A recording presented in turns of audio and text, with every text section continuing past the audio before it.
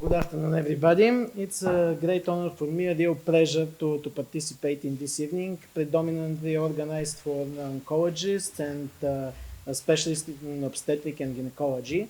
Uh, I'm really thankful to the previous speaker because it was a brilliant lecture, and actually it will let me cut almost the half of my talk today. I was prepared almost 500 slides, but now there will be only 100. I'm joking, of course, but really I will continue from where he stopped, and I'm really thankful to him that he talked about biases, about misunderstanding, misinformation, and the pharmaceutical company part of the bias which we can identify in the clinical trials. May I have the presentation? Let me, while we are waiting for the presentation, let me share my insight from the meeting today. In the beginning, I was really shocked when they invited me because I'm not an oncologist, I'm not an obgyn specialist, I'm not even a physician. I'm a master in pharmacy and in public health, and I'm clinical pharmacy specialized in clinical trials and pharmacoepidemiology. I'm even coming from a clinical site. Yes, this is the presentation. Thank you. So I'm coming from a clinical site where this morning I worked on a very specific project, and they have an ethical issue on this project. And when we start discussing the issue, one of the main principal investigators on that trial told me, okay, because of this ethical stupidity, our trial is jeopardized. We will miss the patients, we will miss the results, we will miss the money for the trial, we will miss everything. And when I hear sayings like this, I can remember the Paul Nietzsche saying that the main reason for slowing the progress of science today is the ethical appraisal of clinical trials. I'm very tempted to work about the philosophic part of the ethical appraisal today, but I don't think it's reasonable and useful. All here, or most of the people here, are brilliant physicians because you are gaining medical knowledge, right? And most of the medical knowledge is obtained by scientific papers. But do you know that for 2017, almost half of the papers in good reference journals are not published due to the fail of ethical appraisal. And what is more, about 60% of the published articles are reflecting trials performed by the big pharma industry, which means that the big pharma has enough money to pay for the good ethical consultation. But very good trials performed by physicians like you, by the same brilliant physicians, are not published due to the fail at the ethical appraisal. Which means that we need this lecture today to speak on more practical things, to share my expertise, okay, not expertise, but I would say experience from Bulgaria, because Bulgaria is a country in the EU. And the experience I can share is like a small picture of the algorithm of the methodology of ethical appraisal in the European Union. So when I have sites like the one I already mentioned, I'm usually talking the story about the Nazis and the Holocaust. I'm not going into the history, you all know the story. I will just remind that almost 17 million people died, and 500 people died in the clinical experiments, and almost 28,000 people were the victims of these experiments. This is a very rare picture of a lady called Purina. This is one of the victims who succeeded to escape from a place where these experiments were performed. You can see the injury. Her lower limb is missing, actually, because this was a very interesting trial of Nazi physicians who were removing some of the muscles of the lower limbs to evaluate the neuromuscular activity. Actually, the result of this trial was very useful and very good, but this trial never went into a scientific knowledge because it was not ethical. And most of these trials never came to our medical knowledge because they were not ethical. So we can define that ethics is not defiable, and it's not implementable because it's not conscious. We can't touch it, we can't show it, but I really do not agree. Today's lecture will show you that ethics is implementable and it's implemented in the regulatory framework. And most of the previous talk was proving exactly this. Most of the principles, the fundamental principles of ethics, which are really underscored, are the four: autonomy, non-maleficence, beneficence, justice. If we should summarize them, it means that the patient should consent to participate, every patient should have the right to participate, and we should do no harm. What happened in the Nazi story? We all know about the doctor's trial. I'm showing this picture usually to my students in the university because you can see that these people sitting on the chairs are very brilliant doctors. And you can see that they are not defended by a lawyer.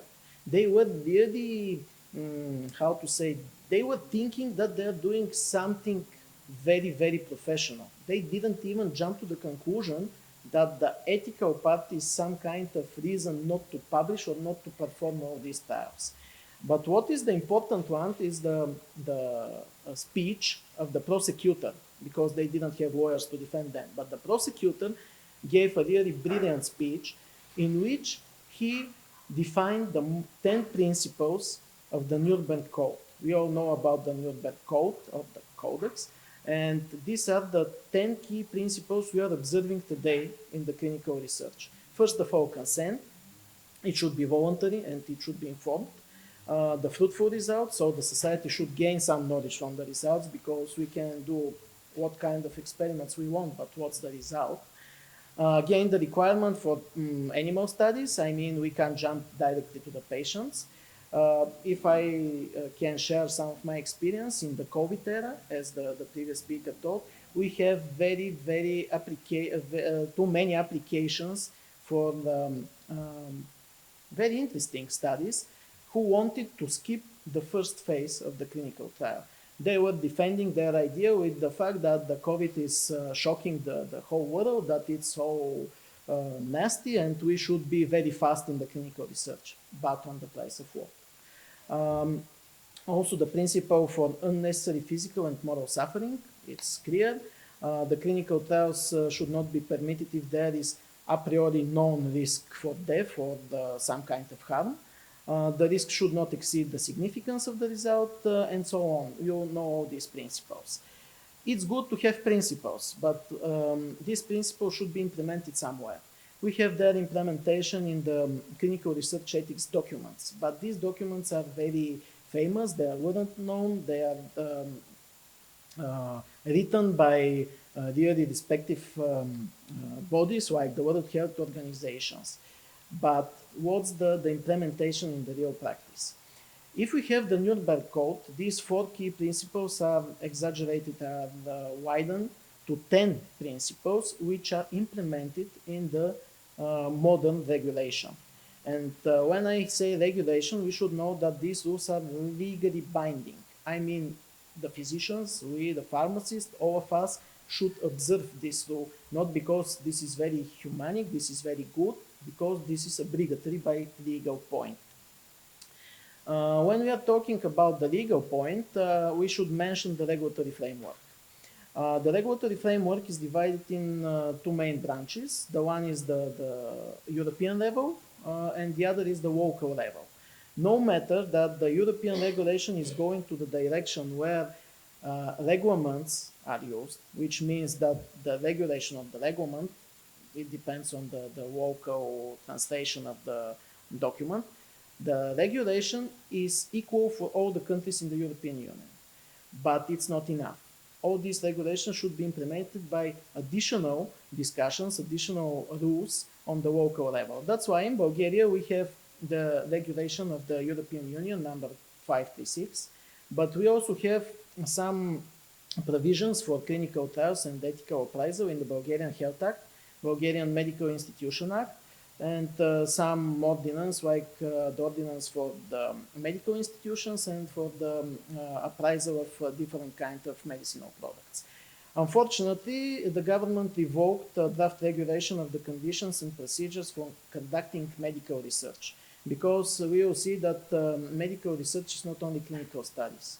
We have the so-called medical science. In Bulgaria, we have a special term for this. It's medical research, which is not a trial for a medicine, but is a trial for a special procedure or some kind of approach applied in the medical knowledge. And of course, we have not only the regulatory framework, we have the journal requirements, which, if we should be honest, sometimes are very strict and are better than the requirements of the regulation. I'm showing this slide usually to show the piles of books that should be read and the piles of rules that should be observed when we perform a clinical trial. Now, if you should follow the regulation in different situations, we should say that we have several different types of studies. The one is the studies for evaluating the medicinal product, and the other branch of studies is research work when we try to evaluate no medicinal product, some kind of approach or procedure or something. And when we are talking about medicinal products, we should divide clinical trials and non-interventional studies. And again, for the non-medicinal product, we use the term non-drug studies. We have different regulations on different levels, European and national. We will start with the clinical trials. The main regulation there is regulation number 536, which amended the directive which was applied several years ago. And again, we have different local implementation of the regulation. This local implementation is performed by different ordinances. What about the responsibility? When we do a trial, we should know who is responsible and for what. Usually, the fat guy, the sponsor, is the one who is in duty if injury or death is caused by or in association with the conduct of a clinical trial, but when the protocol is observed. This means that if you are a physician and if you are a very brilliant principal investigator, but something went wrong because of the insufficient protocol, the one who is the fat guy is paying for this mistake because he didn't let you the opportunity to perform the trial lege artis. The principal investigator is also responsible in case the injury or death is caused by or in association with the conduct of the trial where the requirements of procedures are really observed. So you can understand the take-home message from this. You should review the protocols and all the study information before starting the real participation in this trial. What about the informed consent? Clinical trials of medicinal products shall only be permitted on a subject who has given a consent, and this consent is written and is informed consent. In some countries, the e-consent or consenting by electronic methodology, electronic way, is acceptable. Bulgaria is not one of these countries. We want to see the paper and the wet signature on the paper. What says regulation number 536? If we have some obstacles for the participant in the trial to provide his consent, we have again approach. We have how to perform this consent, and it's by a competent person who understands the nature, meaning, scope, and potential risk of clinical trial. But if we don't have a competent person, the informed consent may be provided by a representative of this guy who wants to participate or who should participate in the study. And what is more, the informed consent should be withdrawn or should have the opportunity to withdraw the consent whenever the participant wants. This is the main scheme of the graphic of the clinical appraisal of clinical trials. The most common misunderstanding or misconception is that the appraisal of clinical trial is performed when the ethical review is ongoing. No, the ethical appraisal should start when the trial concept is designed. When you start thinking of the whole design, you should think of the ethical key points that should be observed and This is the, how to say, the main reason to design the trial in one or other direction. And of course, when the patients are involved in this process, when the ethical review by the research committee is performed, because in most of the institutional review boards or ethical committees, we are obliged to invite people from the patient organizations. What about the Bulgarian legislation and the situation in Bulgaria? We have the old one and the new one regulation. What was before? We have the legal context until 31st of January 2019, before the implementation of the regulation 536. We have ethics committee for multi-central trials. It was a big committee on the national level who was evaluating all the clinical trials in the country. We also have the local ethics committee of a medical institution. In most of the countries, it's called institutional review board, and it's a group of physicians usually working in the same hospital and some people with non-medical education. And we also had the Central Ethics Committee under the Council of Ministers, which is something like the bigger ethics committee, who should be the, how to say, the referee, the one who we can complain from the different ethical committees. But this changed. Before the new regulation, I need to give you some more words about these different committees.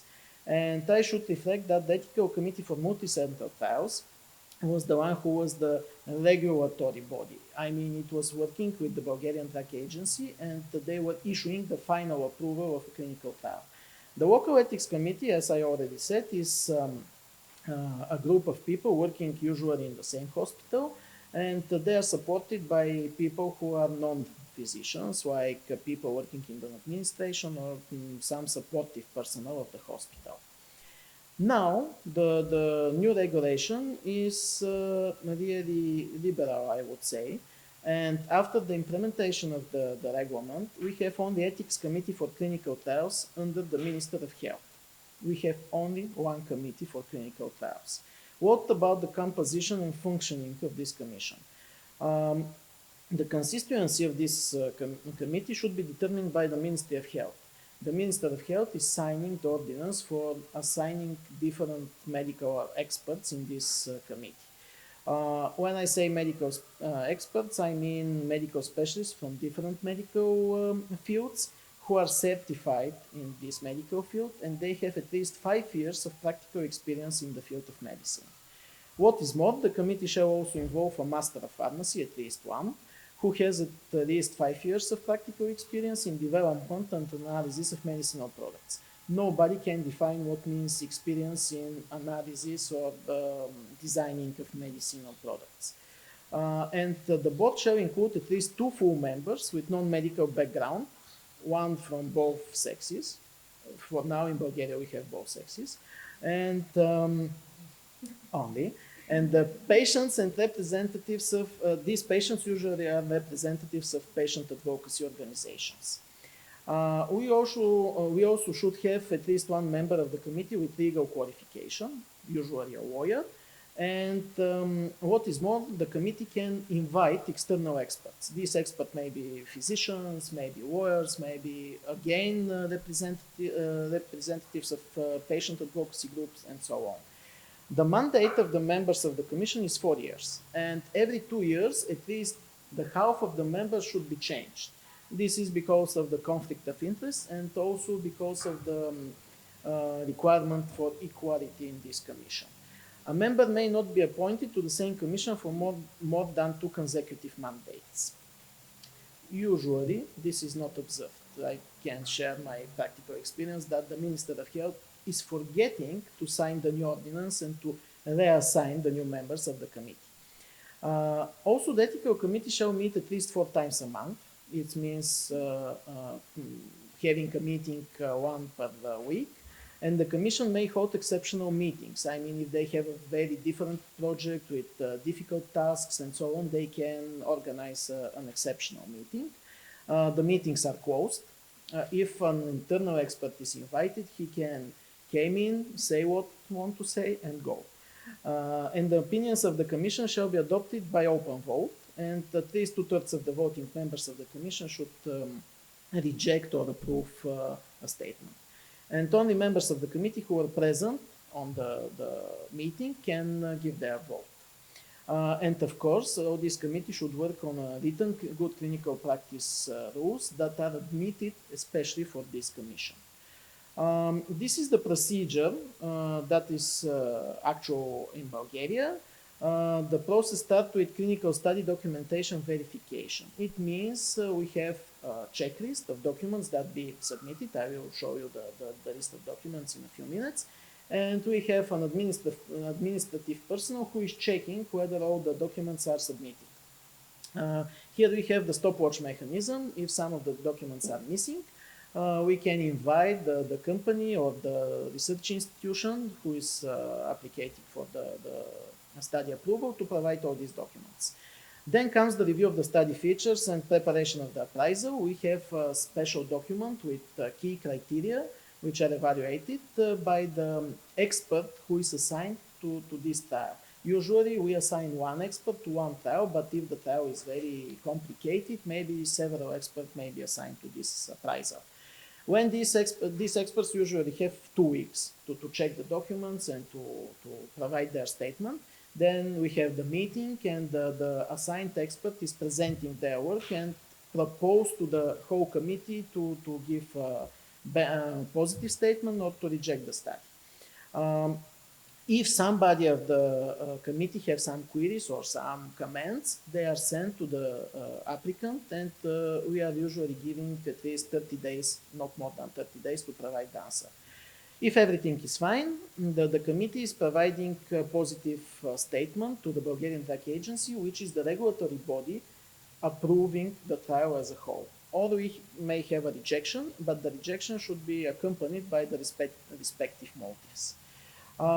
This is the usual procedure, local procedure, but implementing the regulation 536, we have the CTIS. CTIS means Clinical Trial Information System. It is a common system, digital system for the European Union when applicants used to submit all these documents. The implementation of CTIS changed a little bit this methodology, but it only shortened the time periods for providing the statement. The initial methodology stays the same. These are the documents we are insisting in Bulgaria. Of course, application letter, confirmation of the European database number when we are talking about the clinical trial, some declarations from the applicant, the draft of the informed consent, a brief explanation of the patient recruitment procedures, patient materials that will be used, and so on.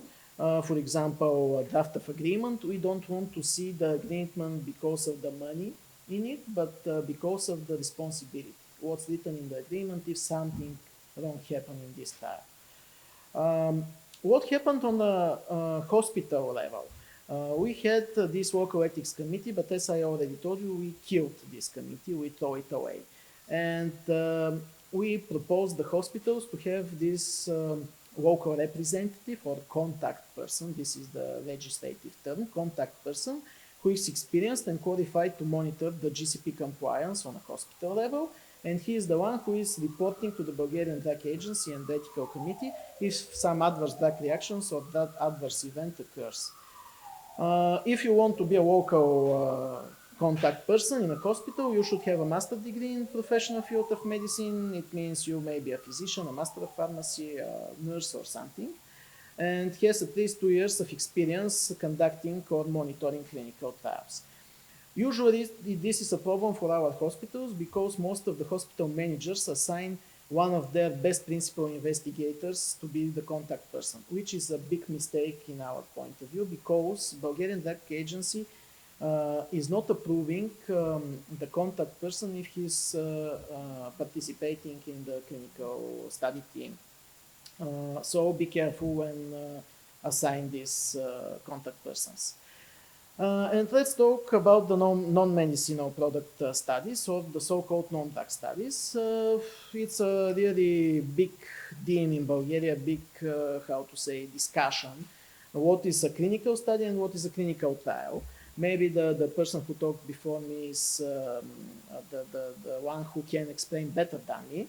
but I will try to reflect the ethical difference between these two research activities. Clinical trial is an investigation in human subjects, and the purpose of this clinical trial is to have a medicine approved. While a clinical study is all kinds of studies, but they are not commercial. I mean, they can't say we are defending a product and you should approve this product based on this study. Clinical studies usually are aimed at procedures, different kind of medical knowledge. For example, you have invented a very rare approach to reach some of the veins in the body or something, and you want to prove this invention with a small or not so small study.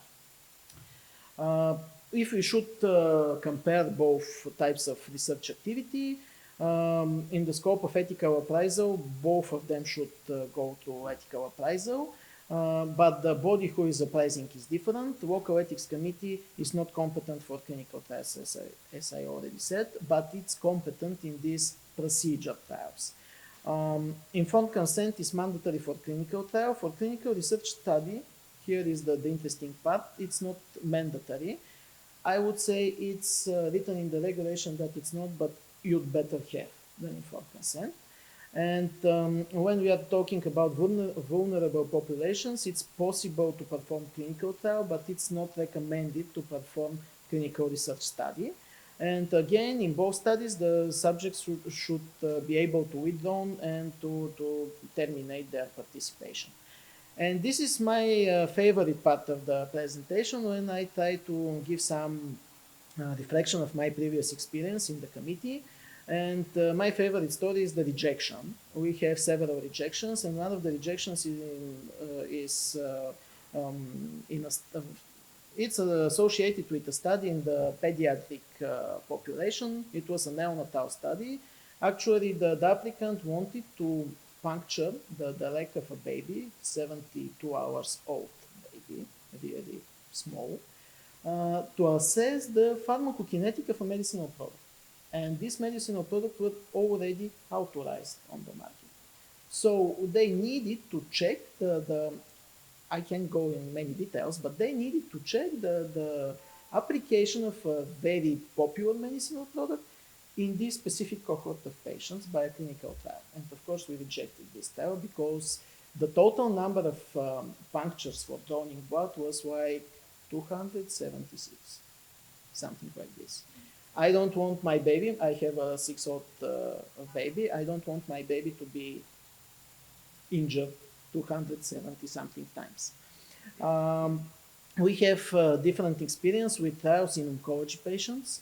Usually the motto is these people are dying, so let's use them before they die to check the application of different medicinal products. For example, we have an application for a trial that wanted to evaluate the toxicologic effect of some medicines.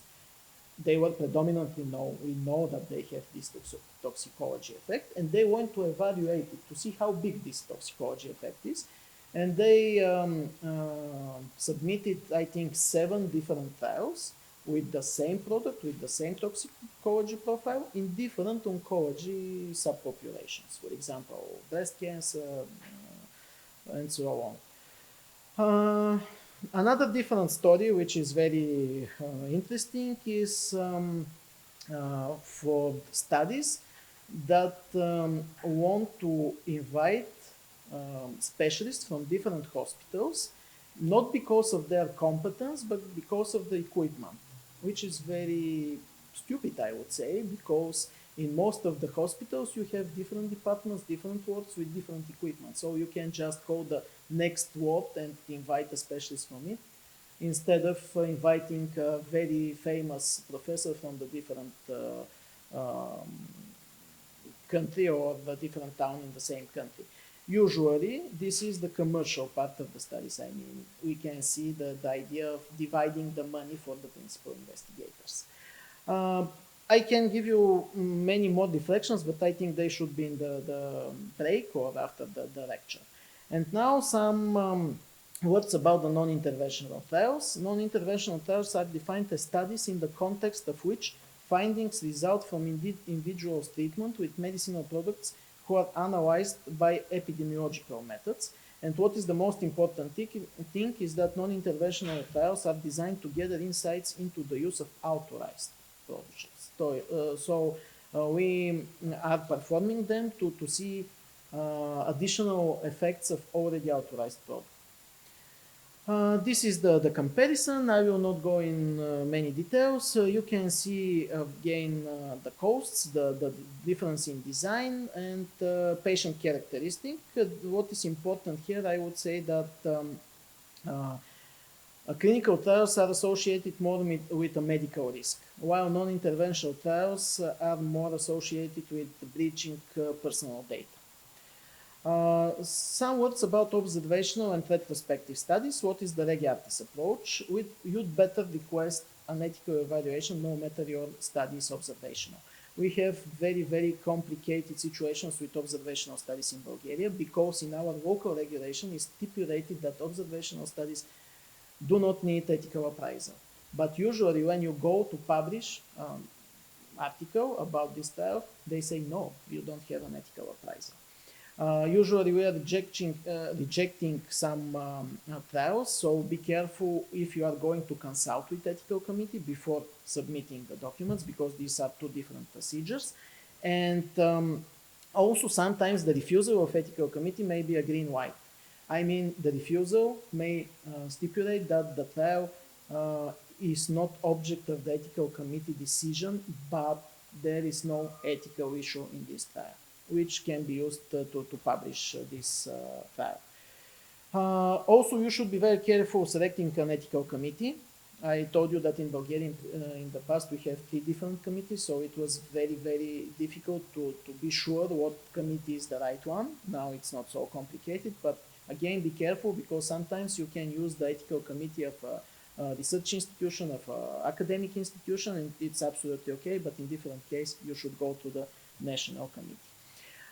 So we can say that observational studies are very wide and the regulation is not very strict. So we should be very vigilant about the anonymity, about the way we are collecting the data, about explaining how we use this data, and what is the final idea of the trial, to have a product or to have some kind of a procedure defended. And one slide, I'm sorry, but the time is flying, one slide about the publishing. As I already said, sometimes requirements for publishing trials are very more strict than the regulatory requirements. So usually publication ethics refers to the ethical standards, policies, and guidelines which are used to ensure integrity, quality, and validity of the data. And we have different standards like the consort requirements and so on. But usually appraisal bodies are the same mentioned in the previous slides. I mean, if you want a very coherent, a good publication, you should go to the ethical appraisal. And at the end of this presentation, I would say that the better overview and the better oversight of a trial is if you put down your white coat and sit on the chair of a patient. Just remind if your child or your mother is the patient from the informed consent, and would you be so brave to let your mother participate in this trial?